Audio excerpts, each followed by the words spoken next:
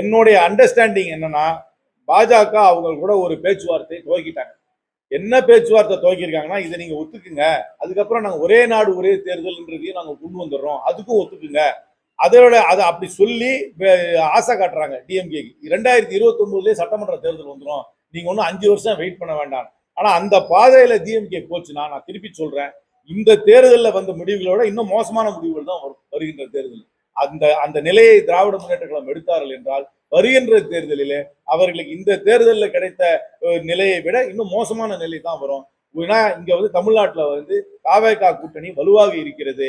தமிழ்நாட்டில் தாவேகா கூட இருக்கின்ற கட்சிகள், காங்கிரஸ் கட்சி, கம்யூனிஸ்ட், விடுதலை சிறுத்தை, இந்தியன் முஸ்லீம் எல்லாம் ஒரு கருத்தோட இருக்கிறோம். இந்த விஷயத்துல திராவிட முன்னேற்ற கழகம் இதுல வந்து தங்களுடைய நிலையை மாற்றிக் கொண்டார்கள் என்றால் விபரீதங்கள் அவர்களுக்கு அதிகமாக.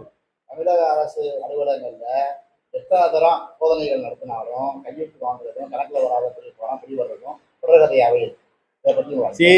ஊழலை ஒழிக்கணும்னா எஃபிஷியன்சி மூலமாகவும் டிரான்ஸ்பேரன்சி மூலமாக தான் ஒழிக்க முடியுமே தவிர, டிஸ்கிரிஷனரி பவர் என்ன அதிகாரிகிட்டையோ யார்ட்டையோ இருந்தாக்க அது கண்டிப்பாக ஊழலை உருவாகும்.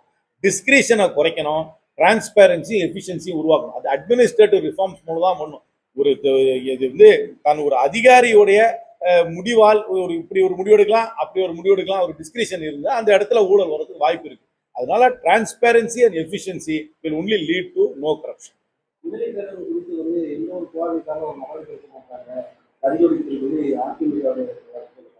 சரி, என்னை பொறுத்த வரைக்கும் தாவேகாவுக்கு நல்ல மெஜாரிட்டி இருக்கு. 107 சீட்டு அவங்க கிட்டே இருக்கு. அதுக்கப்புறம் 4-5 கட்சி அவர்களுக்கு ஆதரவு கொடுத்துட்டாங்க. அதனால அவங்க கம்ஃபர்டபுளா 5 வருஷம் கவர்மெண்ட் நடத்தலாம். அவங்களுக்கு எந்த விதமான புது எம்எல்ஏயும் தேவையில்லை. யாரும் ராஜினாமா பண்ணிட்டு வந்து அவங்க கூட சேரணும்னு அவசியமும் கிடையாது. அதனால அவங்க கம்ஃபர்டபுளா கான்பிடண்டா 5 வருஷம் நடத்தலாம். அவங்கள விட்டுட்டு யாரும் போறதுல அவங்க கூட யாரையும் சேர்த்துக்கணும்னு அவசியமும் இல்லை. இந்த ராஜினாமா பண்ணிட்டு வரதை நான் ஏத்துக்கல. அது என்னை பொறுத்த வரைக்கும் அந்த தொகுதி மக்களுக்கு நடக்கின்ற தேவையில்லாத ஒரு சர்ச்சை தான் இது. என்னை பொறுத்த வரைக்கும் இந்த ராஜினாமா பண்ணி அவங்களை எல்லாம் வந்து இன்னொரு கட்சியில சேர்த்து திருப்பி அவர்களை இடைத்தேர்தலை சந்திக்க வைக்க வேண்டியது என்னை பொறுத்த வரைக்கும் தவிர்க்க வேண்டிய விஷயம். இதை நான் ஏற்றுக்கிறேன். அனைத்து மாநிலங்களிலுமே தவக நவோதயா இருக்கு. அந்த மாநிலத்துல மாணவர்களுக்கு கிடைக்கக்கூடிய கல்வியை நீங்க தடுக்கிறீங்க என்ன?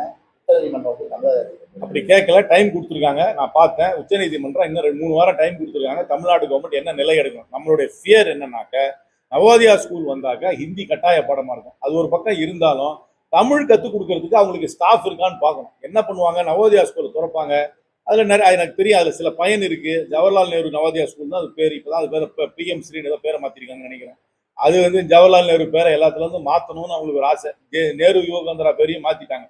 ஆனா அந்த ஸ்கூல் நடத்துறதுல தப்பு கிடையாது. ஆனா என்ன எனக்கு அச்சம்னா, அங்க வந்து தமிழ் கற்றுக் கொடுப்பாங்களா இல்லையான்னு ஒரு கேள்விக்குறியா இருக்கு. என்ன சொல்லுவாங்கன்னா, நாங்க தமிழ் கற்றுக் கொடுக்கலான்னு இருக்கோம், ஆனா எங்களுக்கு தமிழ் கற்றுக் கொடுக்க ஸ்டாஃப் கிடையாது, சென்ட்ரல் கவர்மெண்ட் ஸ்டாஃப் கிடையாதுன்னு சொல்லி வெறும் ஹிந்தியை மட்டும் கற்றுக் கொடுப்போம். அது எனக்கு பயம். அதுக்கப்புறம் என்ன சொல்லுவாங்கன்னா, நாங்க வந்து ஃபண்டு ரிலீஸ் பண்ணோம்னா நீங்க எல்லா ஸ்கூல்லயும் 3 மொழி கொள்கையை கொண்டு வரணும் அப்படின்றதா கண்டிஷன் போடுவாங்க. ஸ்டேட் கவர்மெண்ட் நடத்துற ஸ்கூல்லயும் நீ 3 மொழி கொள்கை NEP ஒத்துக்கிட்டா தான் உங்களுக்கு நான் ஃபண்டு கொடுப்பேன்னு சொல்லுவாங்கன்னு எனக்கு அச்சமா இருக்கு. அதனால இதை வந்து ஜாக்கிரதையா தான் அணுக வேண்டும்.